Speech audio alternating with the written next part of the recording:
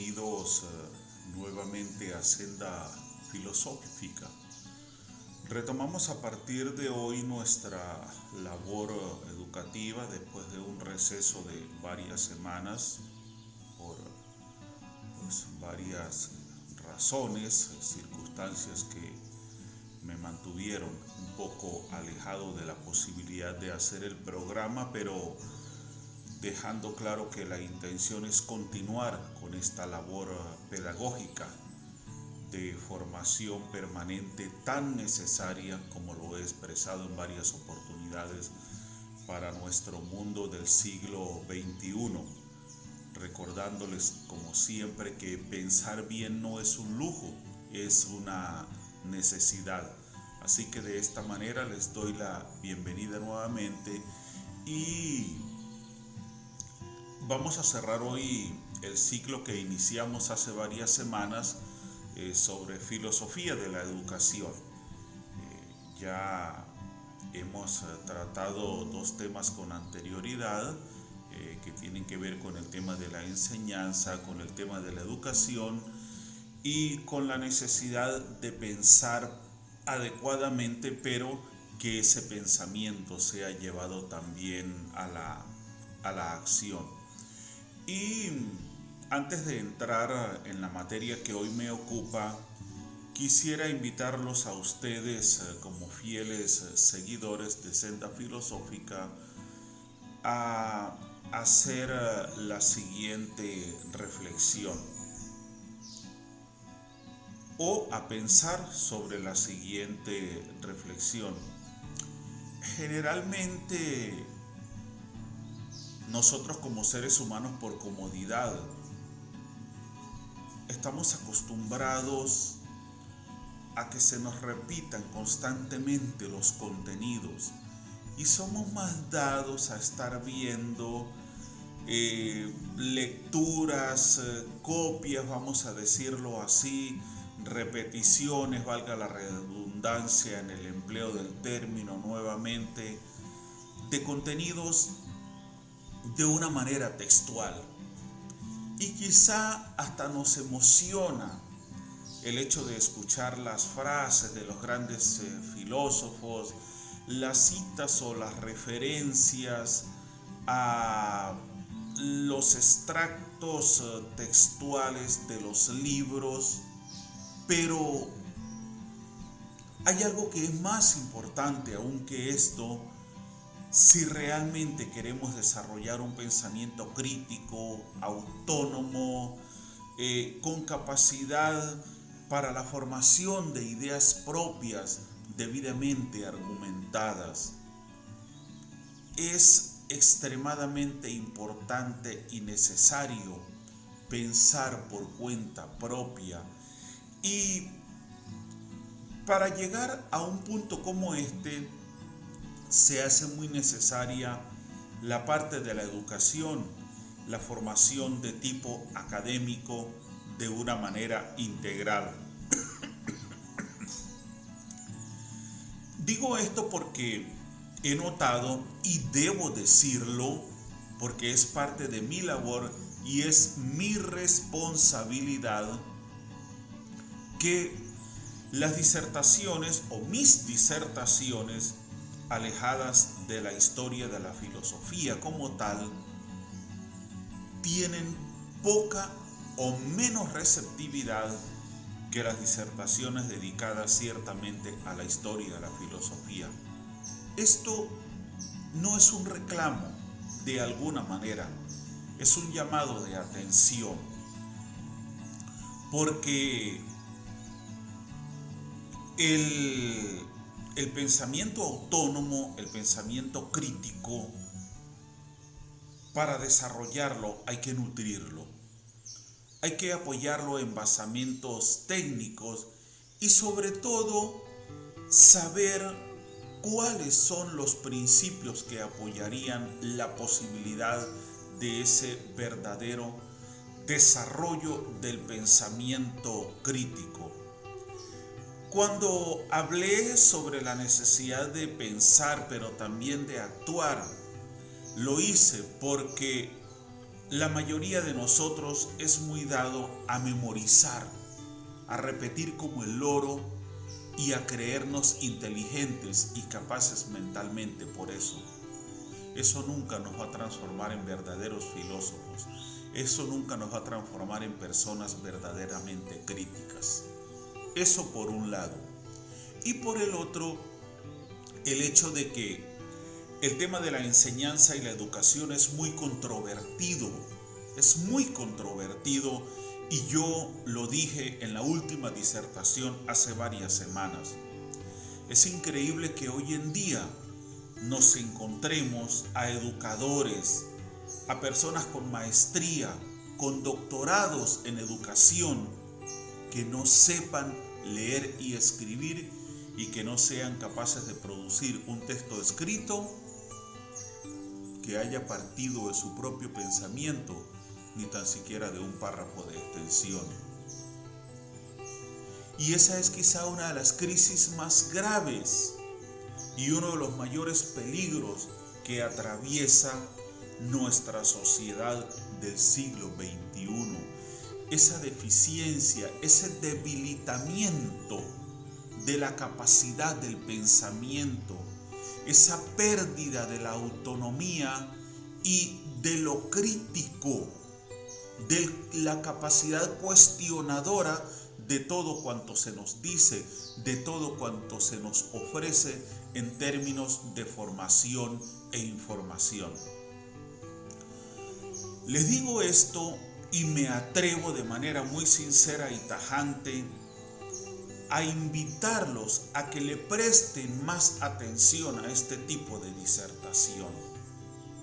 Porque nosotros no nos vamos a hacer filósofos solamente repitiendo como el loro, solo sé que no sé nada de Sócrates. Una vida sin examen no vale la pena ser vivida. O la recompensa de una buena acción es haberla hecho, de Immanuel Kant. Eso no hace sabio a nadie. Es bonito saber esas cosas, pero eso es agua tomada de pozo ajeno. Y cada uno de nosotros, como ser humano racional, pensante, tiene el gran compromiso ante la vida como base para su propio crecimiento personal y profesional de desarrollar su propia forma de pensar crítica, autónoma, debidamente argumentada. Así que, como una de las labores principales de Senda Filosófica, que es generar conciencia sobre la necesidad del desarrollo del pensamiento propio, los invito nuevamente a estar más pendientes de este tipo de disertación. Ayer escuchaba el tema sobre la historia de la filosofía, o el origen de la filosofía, escrito por Karl Jaspers. Y justamente Jaspers nos dice que la filosofía nace del asombro que genera duda, pero también de las situaciones límite, de esas situaciones que no somos capaces de controlar, pero de las que al mismo tiempo no somos capaces de escapar. Y enlazaría esto con el pensamiento de Epicteto y su impresionante dicotomía del control. Hay cosas que podemos controlar y hay cosas que no podemos controlar. Parece tan simple, tan obvio, pero no es así. Porque lo que no podemos controlar muchas veces es lo que sucede a nuestro alrededor. Es a esto a lo que hace referencia Epicteto. No puedo controlar, por ejemplo, un desastre natural. No puedo limitarlo. No puedo ponerle una extensión determinada, pero para que no haga más daño del que pudiera hacer. Pero sí puedo controlar la forma como pienso y actúo con respecto a la posibilidad o la realidad de ese desastre natural. Toda esta diversidad de reflexiones que estoy haciendo hoy, que quise empezar de esta manera porque lo considero necesario, tienen que ver con mi idea central desde el principio, desde que se empezó a desarrollar Senda Filosófica. Tienen que ver con mi idea central de que todos y cada uno de nosotros como seres humanos se debe preocupar por desarrollar su capacidad pensante. ¿Por qué? Porque prácticamente en la mayoría de los filósofos vamos a encontrar a la filosofía entendida, interpretada o sugerida como medio, como instrumento, como herramienta que contribuye a generar en el hombre autonomía, libertad, felicidad, no alegría. No confundamos la alegría con la felicidad. Después hablaré de esto. Y enlazo esto con el tema que me ocupa hoy y que son unas muy breves disertaciones sobre la inteligencia artificial, que es el tema que hoy realmente nos va a ocupar. Un tema que está tan en boga, es un boom tan impresionante a nivel mundial y ahora hemos trasladado el concepto de lo inteligente a la tecnología. E indefectiblemente nosotros, seres humanos, creadores de esa forma de inteligencia artificial, el celular inteligente, la computadora, el dispositivo, el robot, herramientas tecnológicas al servicio del hombre, pero que una vez creadas, vistas, conocidas sus capacidades y puestas a nuestro servicio, generan incuestionablemente una serie de preguntas desde el punto de vista ético, moral y las implicaciones que tiene el uso de este tipo de tecnologías para la vida del hombre.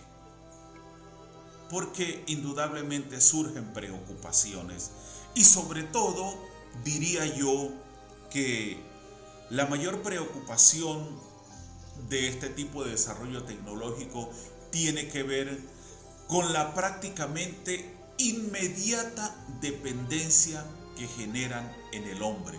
Porque todos, sin excepción, o por lo menos la inmensa mayoría de nosotros como seres humanos, se hace dependiente con carácter de inmediatez de lo que genera comodidad, de lo que nos facilita la vida. Pero creo que rebasamos el límite en muchos aspectos y tendemos a depositar nuestras propias responsabilidades, compromisos y deberes en aquello que se nos ha dado como herramienta de trabajo. Y ese es quizá uno de los mayores riesgos que se corre, que en mucho ese avasallador, desarrollo tecnológico, científico-tecnológico, nos está convirtiendo en perezosos mentales. Para mí particularmente no tiene sentido decir, por ejemplo, que un arma de fuego es mala o buena en sí misma. un avión militar, malo o bueno en sí mismo,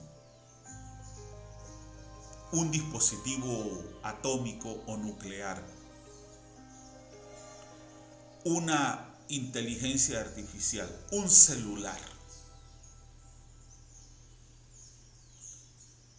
El concepto de lo bueno o lo malo es nuestro, y la bondad o la maldad que podamos encontrar en todo aquello que está a nuestro alrededor, sea natural o creado por nosotros mismos, esa maldad o esa bondad es expresión de la razón y el propósito con el que nosotros usamos tales dispositivos, tales creaciones. Cuando Sócrates en el Fedro nos habla sobre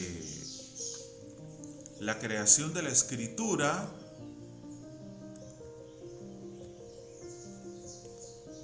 se genera inmediatamente un cuestionamiento sobre su valor.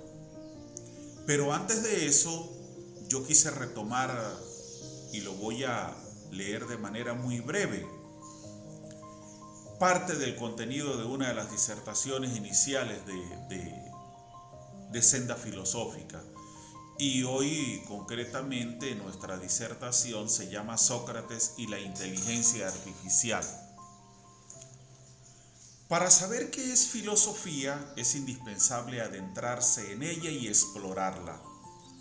No es posible hacerse una idea de lo que es filosofía desde lejos, de oídas, sino que es necesario una aproximación propia, un recorrido personal por sus regiones, por sus cimas y sus oscuridades. Y para no perderse en lo que tal vez desde lejos se divise como una selva inextricable, lo aconsejable es recurrir a guías expertos, aproximarse a la experiencia filosófica a través de quienes vivieron intensamente esa experiencia. Esto es, los maestros pensadores. No hay ningún delito en el hecho de que para el desarrollo de nuestro pensamiento nos apoyemos en el pensamiento ajeno. Indudablemente siempre vamos a necesitar una guía, un referente, un antecedente que desde su propia experiencia nos alumbre, nos dé luces en cuanto a cómo deberíamos desarrollar nuestro pensamiento crítico, autónomo, cuestionador. Gabriel Marcel ha dicho que la verdadera experiencia filosófica, tal como Platón no solo la definió, sino que la vivió, es como una llama que despierta otra llama. El camino hacia la sabiduría sería, pues, según Platón, uno de los más grandes filósofos de todos los tiempos, el diálogo en el que palabras que aluden a vicisitudes del espíritu tienen el poder de despertar otras palabras, en un intercambio participativo, vivo y conjuntamente inventivo, hacia dia la razón logos. Es decir, si nos adentramos en el mundo de la filosofía, debemos hacerlo para ser creadores, apoyados en nuestros maestros, en nuestros orientadores, para encender nuestra propia luz, no para vivir todo el tiempo al amparo de la luz ajena, de una luz que no nos corresponde, que no nos pertenece. Y fíjense ustedes que en los dos extractos de la lectura estoy destacando la necesidad de que apoyémonos en lo que está a nuestro alrededor, pero desarrollemos nuestra propia forma de pensamiento. Claro que el saber, aún el conseguido por la vía de la discusión, de la interrogación o del diálogo, corre a cristalizarse sedimentándose en sistemas y teorías. Es así como la filosofía, que en su sentido originario no era otra cosa que amor a la sabiduría, afán de saber desahogado en discusiones dialécticas, se ha convertido hoy en sinónimo de exposiciones escritas de temas abstractos y racionales. El acceso a la experiencia filosófica tiene ahora lugar fundamentalmente mediante la meditación reposada de los escritos, donde los filósofos dejaron plasmado su pensamiento. Tenemos una forma física que representa a través de la escritura el pensamiento de los grandes hombres, de los grandes desarrolladores de la filosofía. A través de la historia, desde el momento de su creación, al menos en nuestra parte occidental del mundo, hace ya más de 2500 años.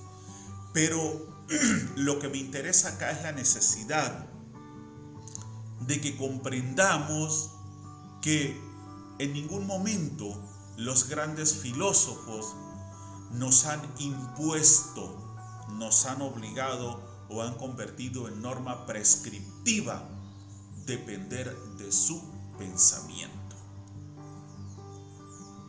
El filósofo, ya lo dijimos, quiere ser luz orientadora, luz referencial para que nosotros desarrollemos nuestra propia llama de pensamiento.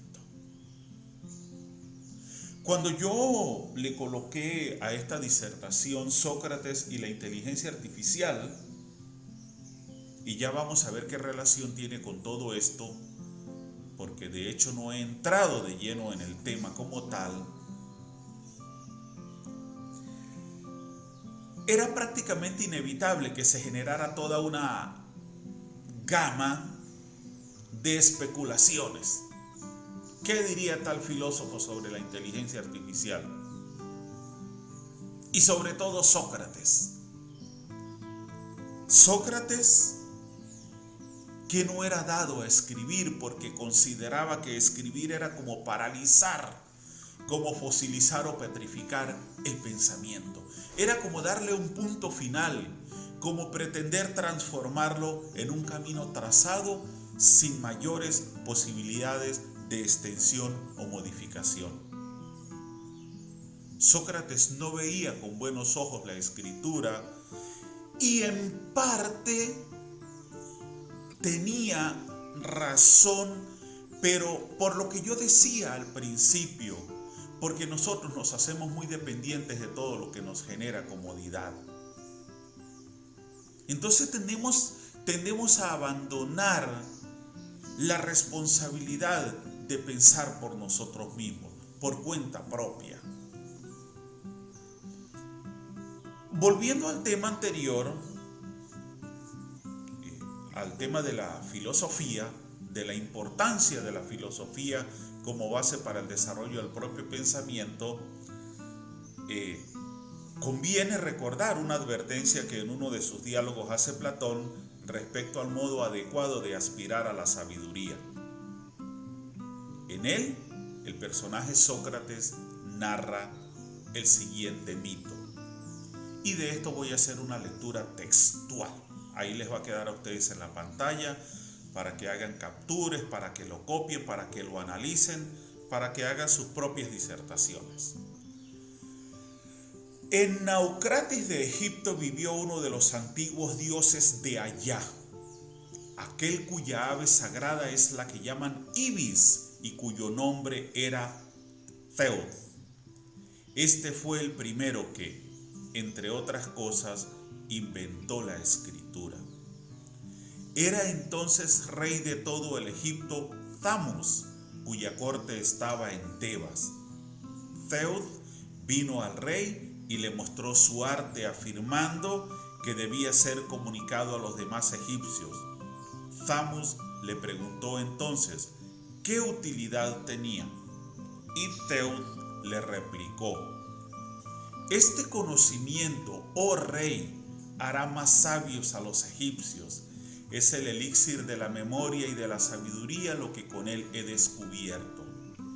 Entonces Thamus le dijo: oh Zeus, por ser el padre de la escritura, le atribuyes facultades contrarias a las que posee, pues ella producirá en el alma de los hombres el olvido de la sabiduría, ya que fiándose de la Escritura, recordarán de un modo externo, no desde su propio interior. Será, por tanto, la apariencia de la sabiduría, no su verdad, lo que la Escritura procurará a los hombres. Y una vez que haya hecho de ellos eruditos sin verdadera instrucción, su compañía será difícil de soportar, pues se creerán sabios en lugar de serlo. Este es el diálogo del Fedro, en el que Sócrates advierte a través de estos personajes sobre el peligro de la Escritura. Pero yo diría no el peligro de la Escritura en sí misma, porque como en todas las demás cosas, la Escritura no es ni buena ni mala. Es el uso que nosotros hacemos de ella lo que la hace útil o inútil.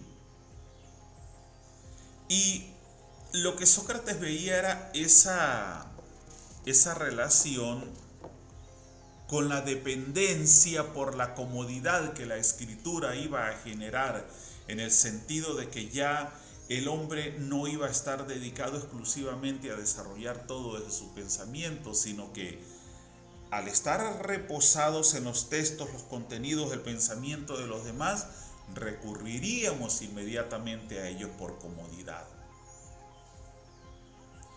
Entonces, ¿qué relación tiene esto con el tema de la inteligencia artificial?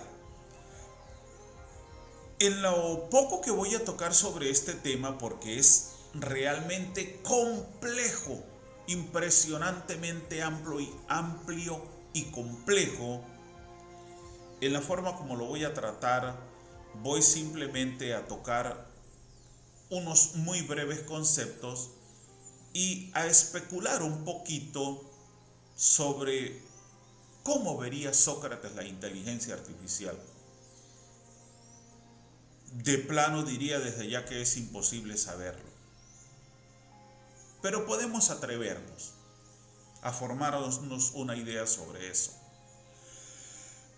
Fíjense ustedes que se habla hoy en día, dentro de los temas de la inteligencia artificial, de la filosofía de la inteligencia artificial, que explora la inteligencia artificial y sus implicaciones para el conocimiento y la comprensión de la inteligencia, la ética, la conciencia, la epistemología y el libre albedrío.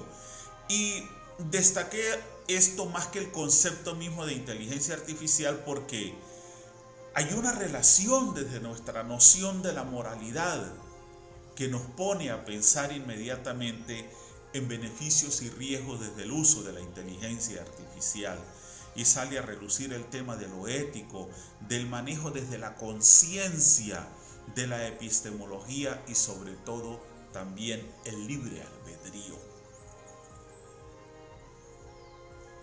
Entonces, esta es quizá una de las implicaciones más importantes de este tema. Porque la tecnología se ocupa además de la creación de animales o personas artificiales, o al menos criaturas artificiales, por lo que la disciplina es de gran interés para los filósofos. Recordemos lo que decía Aristóteles: nada escapa a la filosofía, ni tan siquiera la nada misma. Y, por supuesto, la inteligencia artificial tenía que generar una parcela de exploración reflexiva desde la filosofía misma. Estos factores que mencioné, que acabo de mencionar, contribuyeron al surgimiento de la filosofía de la inteligencia artificial, y algunos académicos argumentan que el rechazo de la filosofía por parte de la comunidad de la inteligencia artificial es perjudicial. Fíjense ustedes, hay una parte de la comunidad relacionada con la inteligencia artificial que rechaza a la filosofía. Esto quiere decir automáticamente que la ve como inútil, como innecesaria. Indefectiblemente, para que la inteligencia artificial surgiera, tuvo que haber un pensamiento filosófico que la desarrollara y contribuyera, a concretarla como realidad. Entonces no hay una excepción acá en la postura de quienes están del lado de la inteligencia artificial. No hay una excepción en esa equivocada postura, y me atrevo a decirlo así, de considerar a la filosofía como algo inútil, cuando, como muy bien me lo expresó en una oportunidad mi gran amigo y filósofo Néstor Osorio, toda la base del proceder humano es de carácter filosófico. Porque también Jaspers, en su origen de la filosofía, nos deja eso claro. La filosofía es parte integral de toda la existencia humana. Y no podemos permitirnos, después de habernos valido de ella, y porque tenemos un dispositivo que nos responde todo prácticamente ya,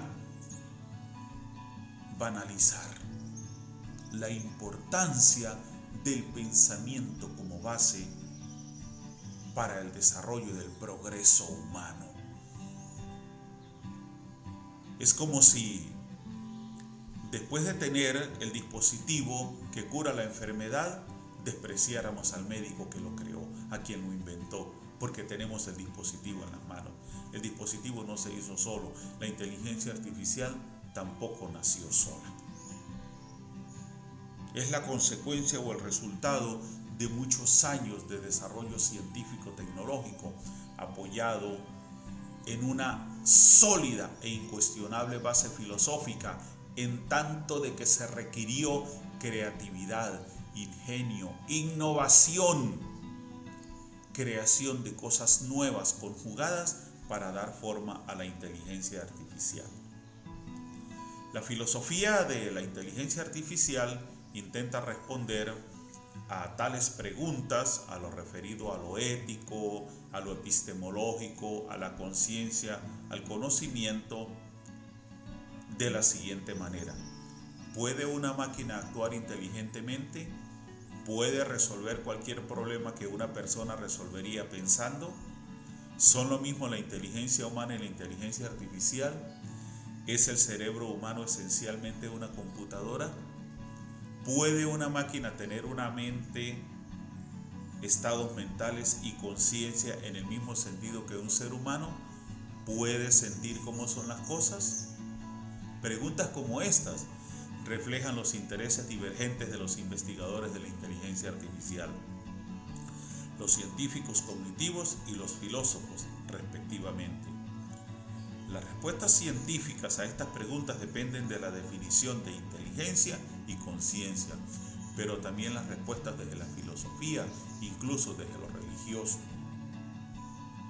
Porque indudablemente no podemos pretender que el cuestionamiento sea exclusivamente desde un solo ámbito. No, desde cualquiera de los ámbitos de la existencia humana, la inteligencia artificial genera una serie de cuestionamientos, y es importante que nosotros pensemos sobre esto.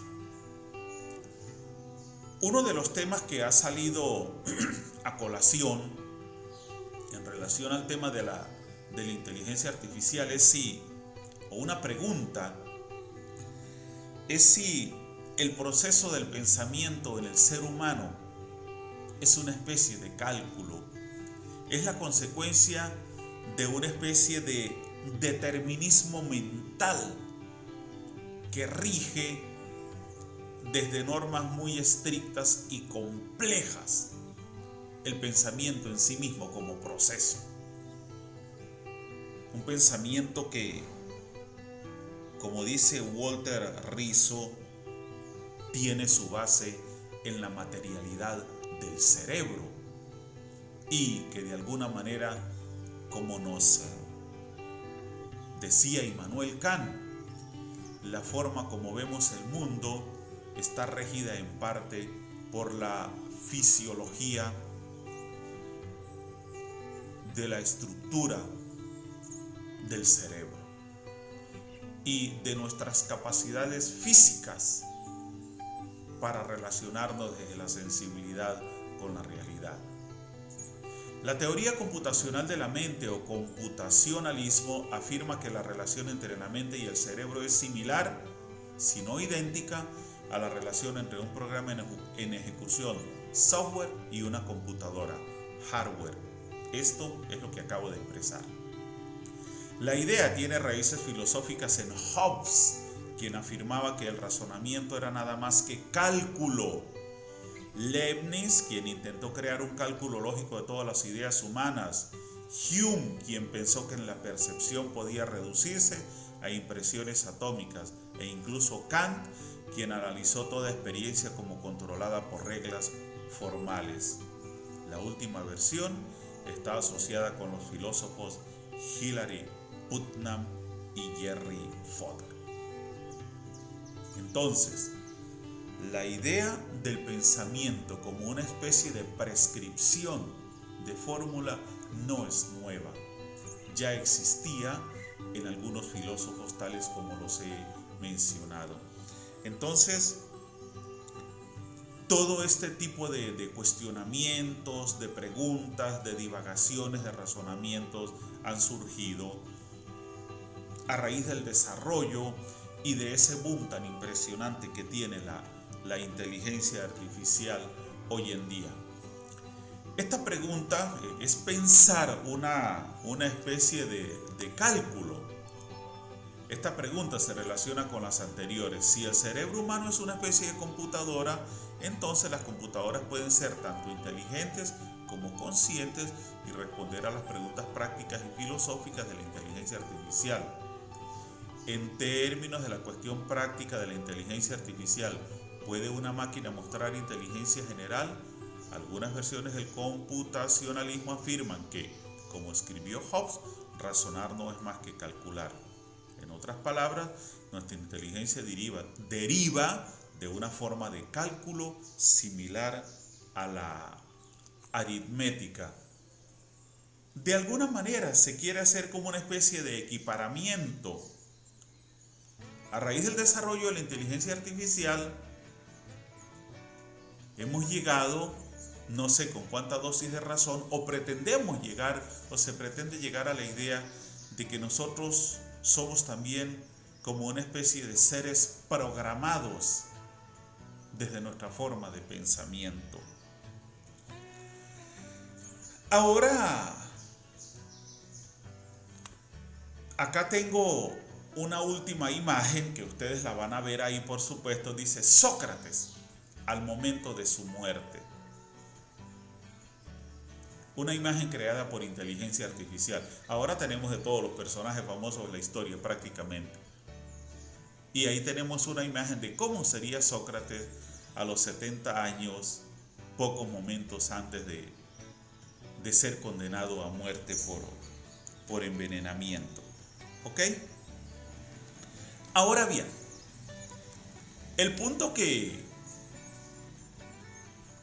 me ocupa acá y sobre el que voy a hacer una muy breve reflexión.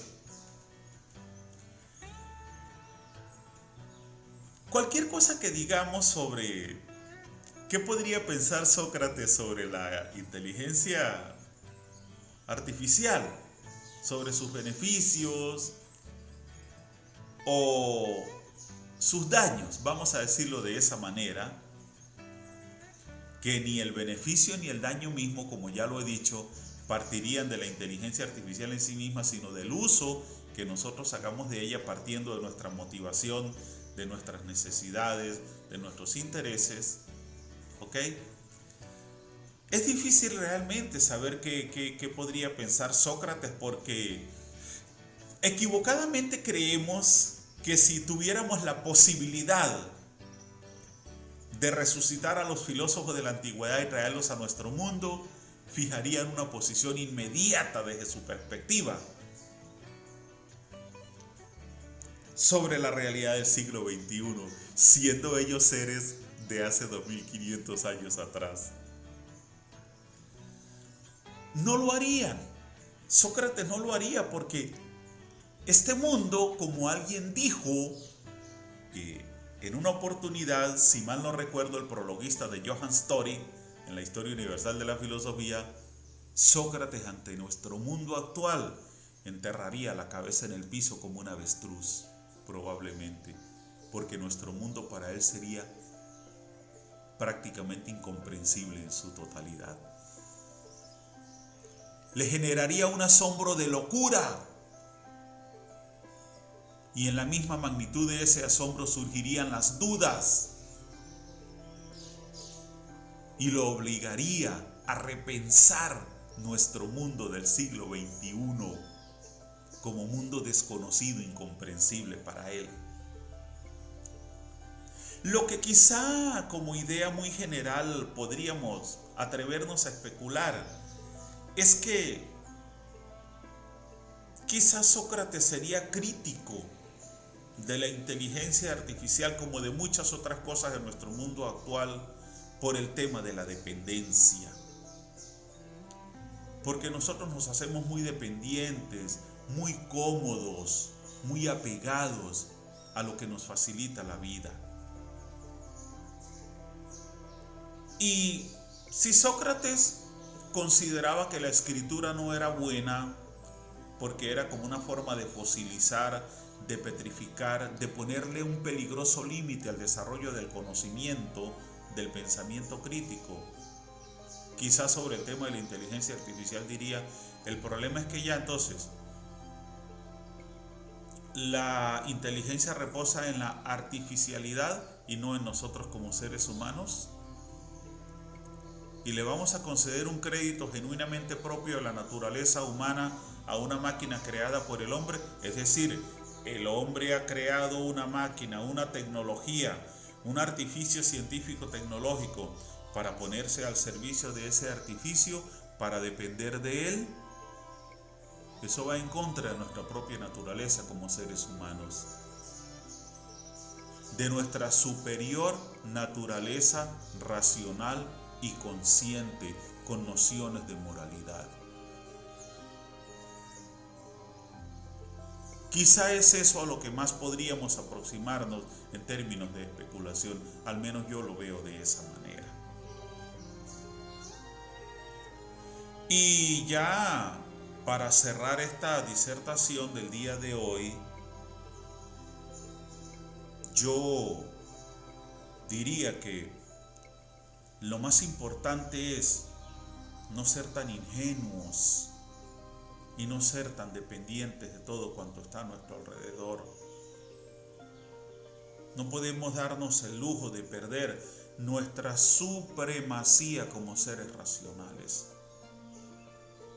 Y no lo digo en términos de egocentrismo, de vanidad, no, pero es que es nuestra fundamental característica como seres humanos y es la que nos diferencia sustancialmente de todas las demás especies vivas.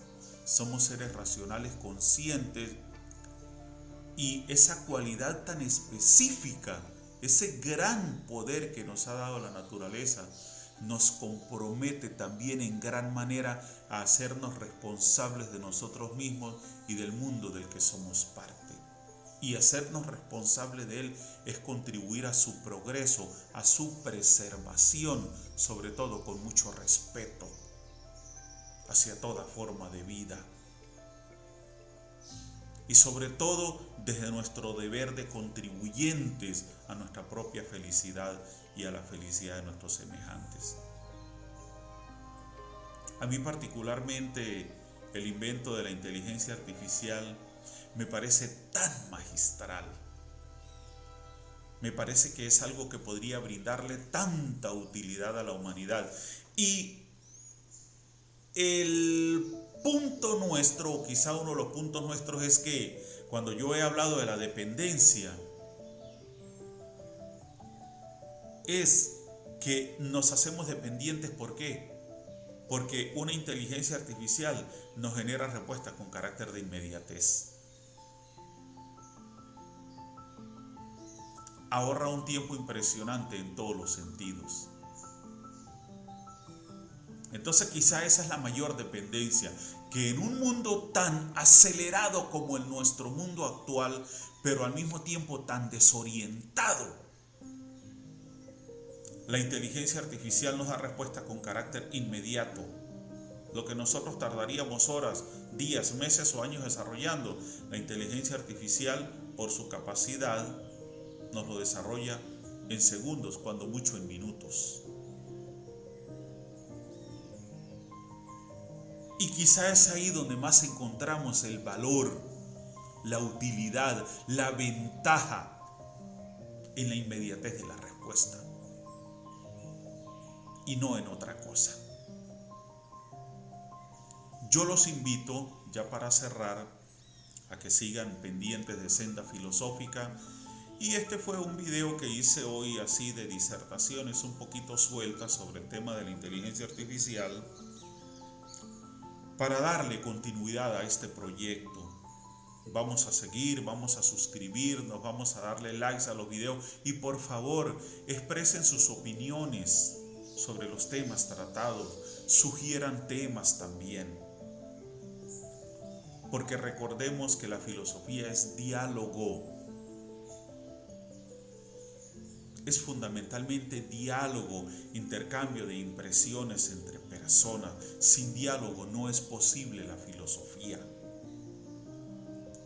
Y hoy en día más que nunca el mundo necesita diálogo.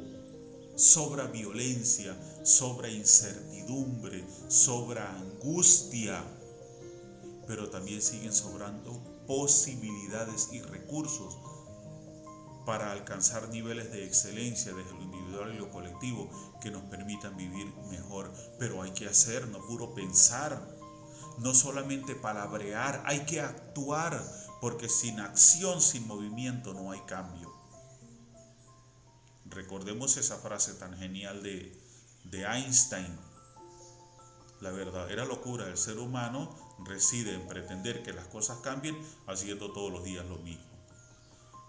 Los invito para la próxima semana a continuar con el desarrollo de la historia de la filosofía y vamos a hablar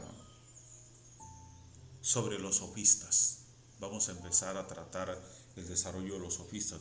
Recuerden que pensar bien no es un lujo, es una necesidad y como les digo siempre, chao, chao.